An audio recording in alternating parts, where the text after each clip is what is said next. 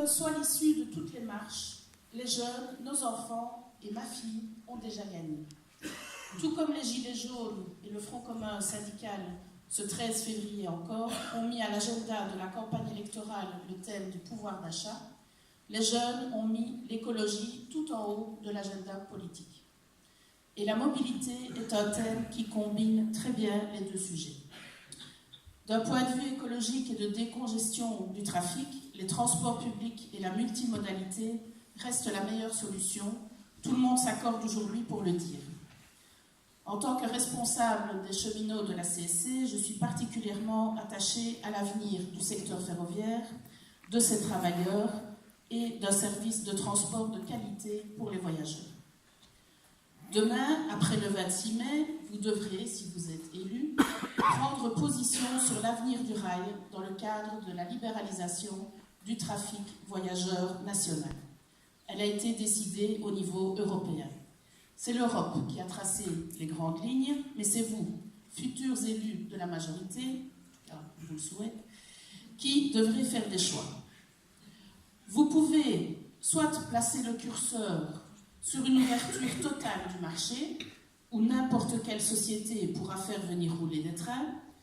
Nous pourrions, par exemple, nous retrouver avec la SNCF entre Liège et Bruxelles, avec Trenitalia de Namur à Charleroi, ou pourquoi pas la STIB à Bruxelles, on l'a déjà lu dans la presse, ou la NMBS de l'Aisne en une société fusionnée flamande comme le veut la NVA, ou pourquoi pas Ryanair au Luxembourg, soyons fous.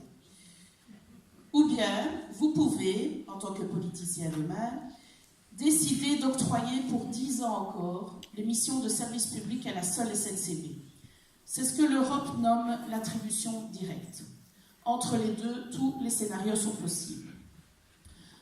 À la CSC, nous privilégions bien sûr le deuxième scénario, l'attribution directe des missions de service public à la seule SNCB. Et ce n'est pas par conservatisme, mais parce que les cheminots de la SNCB sont les plus qualifiés, sont les plus engagés pour le service public et qu'ils ont une grande conscience professionnelle.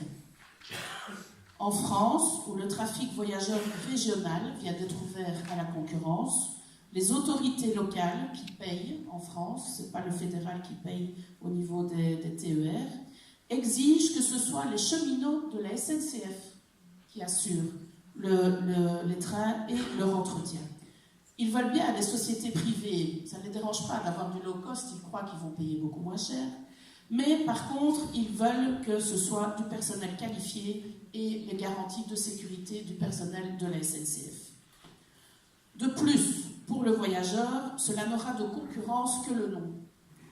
Contrairement à votre abonnement de téléphone, le citoyen demain n'aura pas le choix de prendre telle compagnie ou telle autre de train. Il devra prendre le train qui se présentera devant lui sur le quai, à l'heure où il devra le prendre pour aller travailler et au prix que cette société aura décidé. En fonction de votre décision, messieurs et madame demain, et de la liberté que vous allez laisser ou pas au marché, les voyageurs d'un rail complètement libéralisé seront pris en otage. Non plus par les syndicats cette fois, mais bien par le marché. Et nous pensons ici particulièrement aux jeunes manifestants pour le climat, qui nous ont expliqué que le manque de transport en commun impacte l'environnement, bien sûr, mais aussi jusqu'à leur possibilité de faire des études aujourd'hui dans certaines localités de Wallonie. Alors voilà, j'ai 2 questions pour vous. Si vous deviez écrire le programme du futur gouvernement sur le sujet de la libéralisation du transport voyageur national, quelle serait votre option? Qu'allez-vous retenir? Et deuxièmement, pour y arriver, quels investissements pour les transports publics demain? Est-ce que vous voulez que nous fassions mieux avec les mêmes moyens? Allez-vous demander plus d'investissements ou continuer, comme les gouvernements précédents, à diminuer les dotations? Et alors j'ai une petite question de la part des collègues du TEC qui me demandent au niveau de vous demander, au niveau de la Wallonie, à quand un plan de transport des entreprises?